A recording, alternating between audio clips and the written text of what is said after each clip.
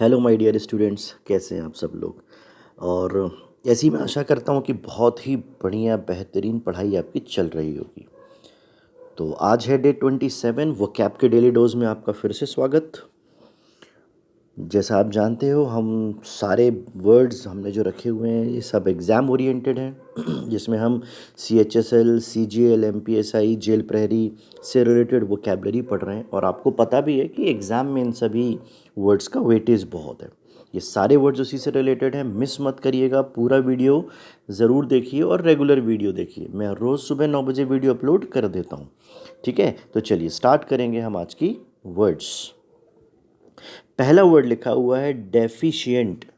आप इसको ऐसे याद कर लो, डी एफिशिएंट। डेफिशिएंट को डी एफिशिएंट से याद कर लो। ठीक है, जो एफिशिएंट कौन होता है? काम करने में निपुण या एफिशिएंसी से जो काम करे। तो अब यहाँ पर कहीं ना कहीं डी लगा होता है ना जब वर्ड में, तो वर्ड ऑपोजिट हो जाएगा। तो कहीं ना कहीं जब किसी व्यक्ति में एफिशिएंसी कम हो जाए उसे बोलेंगे लैकिंग या वांटिंग। ठीक है, तो डेफिशिएंट मतलब होता है कमी। डेफिशिएंट, जैसे आपने एड्स का फुल फॉर्म सुना होगा, एक्वायर्ड इम्यून, है ना, एक्वायर्ड इम्यून डेफिशिएंसी, ये वाला वर्ड है। सिंड्रोम, तो एक्वायर्ड इम्यून मतलब हमारे पास उतनी इम्यूनिटी की डेफिशिएंसी है, कमी है। अगर मिनिमम इतना होना चाहिए, इसका मतलब ये एक ऐसा सिंड्रोम जो हमारी एफिशिएंसी को कम कर रहा है एक प्रकार से। तो डेफिशिएंट, और इसका ऑपोजिट क्या होगा? एडिक्वेट या सफिशिएंट, यानी पर्याप्त। ये कमी है, ये पर्याप्त है। देखो एक चीज़ याद रखना, एग्ज़ाम में जब ये ऑप्शन आएगा तो यहाँ पे ना जैसे एडिक्वेट लिखा होगा, सफिशिएंट लिखा होगा, या हो सकता है एक ऑप्शन में वो क्या लिख दे, लॉट ऑफ, मान लेते हैं।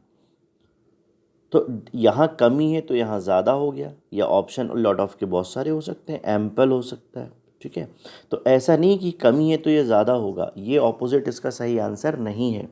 कमी है तो पर्याप्त इसका सही आंसर होगा, ध्यान रखिएगा। ठीक है, चलिए नेक्स्ट वर्ड लेते हैं। डिफरेंस, ये डिफरेंस नहीं है सबसे पहली बात। एक होता है डिफरेंस, DIFF वाला, और ये है DEF वाला, इसे भी ध्यान रखिएगा। ये DIFF डिफरेंस मतलब होता है अलग अलग, है ना, लेकिन ये DEFERENC दिखाता है रेवरेंस या रिस्पेक्ट को। डिफरेंस मतलब reverence, he is my reverent teacher, वो मेरे बहुत ही रिस्पेक्टेड सम्मानीय शिक्षक हैं। तो रेवरेंट मतलब होता है सम्मानीय, रिस्पेक्टेड, और डिफरेंस। ठीक है, तो इसका ऑपोजिट क्या होगा? सम्मान का उल्टा डिसरिस्पेक्ट, डिफरेंस का उल्टा डिसरिस्पेक्ट। इसको याद रख लीजिएगा। दो वर्ड हैं, DIFF, डिफरेंस, डिफरेंट। डिफरेंट यानी अलग अलग, डिफरेंस जिससे हमारे कोई मन में डिफरेंस ना हो, जिसके हम सम्मान करें, है ना, ऐसे याद कर लो। डिफरेंस कौन? जिससे हमारे मन में डिफरेंस ना हो। अगर हमारे मन में किसी के लिए डिफरेंस होता है तो हम उससे ज़्यादा बात नहीं करते। जिससे डिफरेंस ना हो वो डिफरेंस, रिस्पेक्टफुल। चलिए आए नेक्स्ट वर्ड पे लेते हैं। ड्रेडफुल, ये तो कुछ सुनने में ही डेड जैसा दिख रहा है भाई। आर अलग कर दिया तो डेडफुल, डेड हो गया, और मृत, मृत है मतलब खतरनाक, भूत बन गया, अपन ये मान ले। तो ड्रेडफुल यानी फियरफुल, डरावना, ऑफुल, डायर, भयानक, ये होता है। और इसका जो एंटोनिम होता है वो होता है माइल्ड या सूदिंग। इसको आप सूदिंग भी लिख सकते हो, है ना, लेकिन माइल्ड मतलब क्या होता है? हल्का या नाजुक। ये ड्रेडफुल का ऑपोजिट शब्द है, ये टेरेबल का ऑपोजिट शब्द है, ध्यान रखिएगा। ड्रेडफुल का ऑपोजिट माइल्ड। आइए नेक्स्ट वर्ड लेते हैं, डोसाइल। डोसाइल वो होता है जिसको आसानी से ट्रेन किया जा सकता हो, ट्रेनिंग दी जा सकती है और सिखा दिया जा सकता हो, जो जल्दी चीज़ों को सीख लेता है। एक तो वो व्यक्ति होता है ना जिसको आप कितना भी सिखाओ वो सीखता नहीं है। डोसाइल होता है ऐसा व्यक्ति जिसको पहले कुछ पता ही ना हो, फिर आप उसे ट्रेनिंग दो तो वो सीख जाए उसे कहते हैं डोसाइल पर्सन। ये जेंटल होते हैं नेचर में और सबमिसिव होते हैं। सबमिसिव को याद कर लीजिए सबमिट से। सबमिट, जैसे आपने कभी कॉलेज स्कूल में असाइनमेंट सबमिट किए होंगे सॉरी, सबमिट तो सबमिट मतलब जब आपसे कोई चीज़ मांगी जा रही तो आपने वो चीज़ दे दी। तो जो व्यक्ति सबमिसिव होता है उससे कोई भी चीज़ मांगी जाएगी ना तो वो उसे तुरंत दे देगा, या वो किसी को ना नहीं कर पाता, हमेशा हाँ बोल देगा, काम कर देगा उसका, या कहीं ना कहीं दब के रह सकता है। ऐसे व्यक्ति को हम सबमिसिव कहते हैं। इसका मीनिंग हो गया सबमिसिव यानी आज्ञाकारी, डोसाइल जिसे आसानी से सिखाया जा सकता हो, और इसका ऑपोजिट होता है डिसओबीडियंट। अब डिसओबीडियंट क्यों, किसी की बात ही नहीं मानता। ठीक है, तो जो आज्ञाकारी का उल्टा डिसओबीडियंट। ये वर्ड आपने स्कूल में कई बार लिखा होगा, जब आपने 2 दिन की एप्लीकेशन लिखी होगी ना, छुट्टी की, फीवर है 2 दिन का, तो आपने ये वर्ड लिखा होगा, I am your obedient teacher. तो ये ओबीडियंट वो है जो आपका आज्ञाकारी, लेकिन ये आप हो गए डिसओबीडियंट जो आज्ञा ना मानता हो। नाउ डाइवर्सिटी बोला जाता है इंडिया यूनिटी इन डाइवर्सिटी। आपने वर्ड कई बार पढ़ा है, ये सुना भी है, India unity in diversity. India में एकता भी है और विविधता भी है, सब एक साथ रहते हैं और विविध लोग एक साथ रहते हैं, इसका मतलब ये है। तो डाइवर्स का मतलब होता है जिसमें वैरायटी हो। ठीक है, तो वैरायटी, वेरसिटी, वैरायटी, वेरिएशन, इसका मतलब होता है विविधता। ठीक है, और इसका ऑपोजिट होगा लाइकनेस या सिम। लाइकनेस मतलब किसी को पसंद नहीं करते हैं, लाइक मतलब like a father, like a son. ठीक है, वो फादर के जैसा ही है। तो लाइक मतलब के जैसा, सिमिलैरिटी होना, कोई दो चीज़ एक जैसी दिख रही है तो सिमिलैरिटी भी होती है, इसलिए डाइवर्स का ऑपोजिट होगा सिमिलैरिटी। आइए नेक्स्ट वर्ड लेते हैं, डिस्कार्ड करना।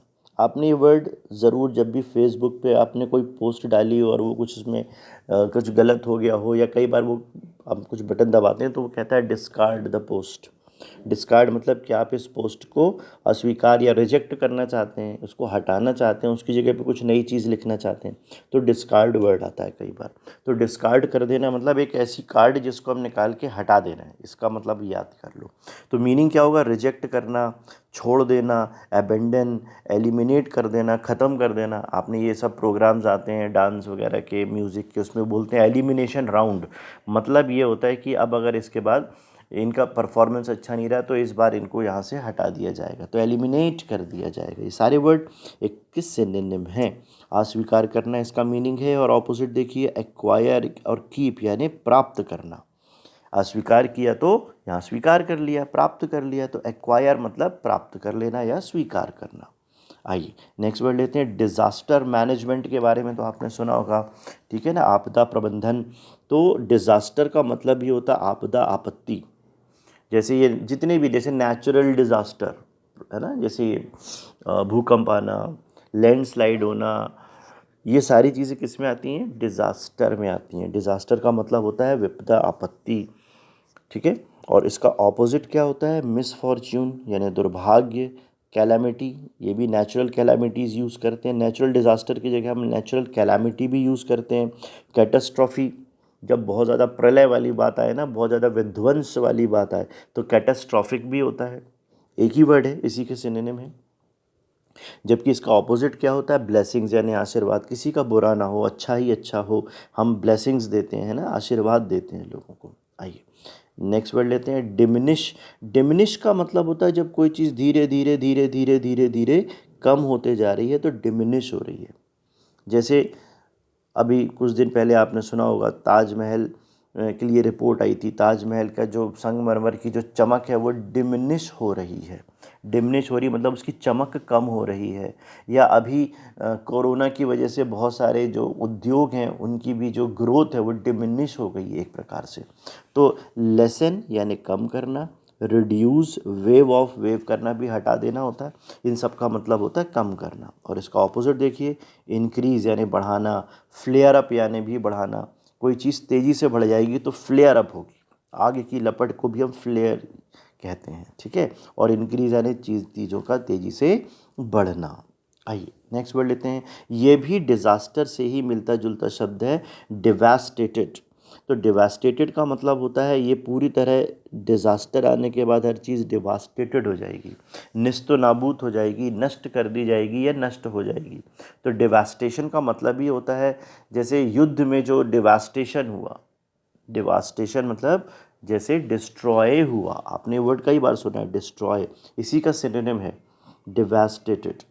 डिवास्टेटेड लाइफ के लिए भी यूज़ कर लेते हैं कई बार। वैसे जनरली हम परिस्थितियों के हिसाब से जैसे ज़मीन के लिए या नॉन लिविंग थिंग्स के लिए हम ज़्यादा यूज़ करते हैं। रेवेजेस, युद्ध के बाद के जो रेवेजेस होते हैं सब, जैसे नहीं कहीं कुछ लोग मरे हुए पड़े हैं, युद्ध का एक दृश्य देखो, महाभारत आपने देखी होगी, उसमें एक युद्ध का दृश्य, कहीं रथ पड़ा हुआ है, कहीं सैनिक हैं, कहीं कुछ टूटा फूटा ऐसा पड़ा हुआ विध्वंस का एक दृश्य दिखता है, उसे रेवेजेस कहते हैं। आइए और इसका ऑपोजिट देखिए, बिल्ड करना या कंस्ट्रक्ट करना। यहाँ विध्वंस किया, नष्ट किया, तो यहाँ पर बना दिया। ठीक है। डिटर्मिनेशन, आपका डिटर्मिनेशन ही आपको सक्सेसफुल बनाता है। चाहे कुछ भी हो, आपका जो डिटर्मिनेशन है वो अडिग होना चाहिए, है ना। आपके निर्णय लेने की क्षमता, ये डिटर्मिनेशन कहलाता है, दृढ़ता कहलाता है। और इसका सिनोनिम देखो, रेजोल्यूशन, जो हम बोलते हैं ना 1 तारीख को रेजोल्यूशन लेते हैं 1 जनवरी को लोग कि इस बार ये करेंगे, ऐसा करेंगे, फिर कुछ दिन बाद भूल जाते हैं, ये अलग बात है। लेकिन रेजोल्यूशन का मतलब ये होता है संकल्प लेना। और ये विल का मतलब विल पावर के लिए यूज़ किया गया। वैसे तो विल एक मॉडल भी है, विल यानी इच्छा भी होता है। और एक बात, विल का मतलब वसीहत भी होता है। इस विल के उपयोग बहुत सारी जगह पे किए जाते हैं, इच्छा भी होता है, वसीहत के लिए भी होता है, लेकिन यहाँ विल पावर के लिए यूज़ किया गया। ठीक है। और इसका ऑपोजिट होता है प्यूसिलैनिमिटी। क्या वर्ड है ये? प्यूसिलैनिमिटी। आप इसको सिली से याद कर लो, सिल से सिली बना। तो सिली लोग होते हैं जो ध्यान नहीं देते, कुछ भी मजाक मस्ती करते हैं, कुछ भी ऐसी बात करते हैं जो अव्यावहारिक हो सकती है, कुछ भी ऐसा काम करेंगे जो कहीं ना कहीं रिजल्ट ओरिएंटेड नहीं होगा। तो प्यूसिलैनिमिटी, इसको आप सिली से याद कर लीजिए। ठीक है। चलिए, आज के आंसर्स जो मैंने कल पेपर दिया था उसके आंसर्स हैं पैनसिया। सभी लोगों ने, आज मुझे जितने लोगों ने आंसर भेजे सब ने पूरे करेक्ट आंसर भेजे हैं, सभी लोगों ने, तो आप लोग को कॉन्ग्रेचुलेशंस। तो वर्ड है पैनसिया। पैनसिया मतलब होता है क्योर फॉल, और संजीवनी आप कह सकते हो। तो ये सभी मर्ज की दवा ऐसा भी कह सकते हैं, क्योर ऑल। डिटेस्ट करना मतलब होता है हेट करना। अब हेट करने के ऑपोजिट, हेट करने का सिनोनिम इसमें इग्नोर तो है नहीं, कैस्टिगेट यानी पनिश होता है, एडोर यानी प्यार करना, डिनंस मतलब होता है हेट करना। तो सेकंड का आंसर हुआ 1, फर्स्ट का आंसर हुआ 2। The third question, cot red handed यानी रंगे हाथों पकड़ना, कॉट रेड हैंडेड। तो डिस्कवर, इसका मतलब होता है discover the act of doing, मतलब जो आप कर रहे हो किसी ने आपको करते हुए, चोरी करते हुए देख लिया है, तो आप बोलोगे he was caught red handed. ठीक है। ये है इसके आंसर। तो थर्ड का आंसर है 4th। आप सबको कॉन्ग्रेचुलेशंस, पूरे सही आंसर्स आप सब लोगों ने दिए। ऐसे ही मेहनत करते रहिए और भी अपने दोस्तों को प्रेरित कीजिए। ये सारे एग्ज़ाम में आए हुए ही इंपॉर्टेंट वर्ड हैं। और ये है आज के वर्ड्स, एक बार देख लीजिए और मुझे मेरे कमेंट बॉक्स में आंसर भेज दीजिएगा। हाँ, खास बात, ये एंटोनिम दिए गए हैं, सिनोनिम नहीं दिए गए, मतलब ऑपोजिट पूछा है इसका। ठीक है। चलिए, तो आपको कैसा लगा वीडियो मुझे प्लीज़ कमेंट करके बताइए। चलिए, अच्छे से पढ़ते रहिए, मिलेंगे कल फिर एक नए वीडियो में, तब तक के लिए बाय बाय।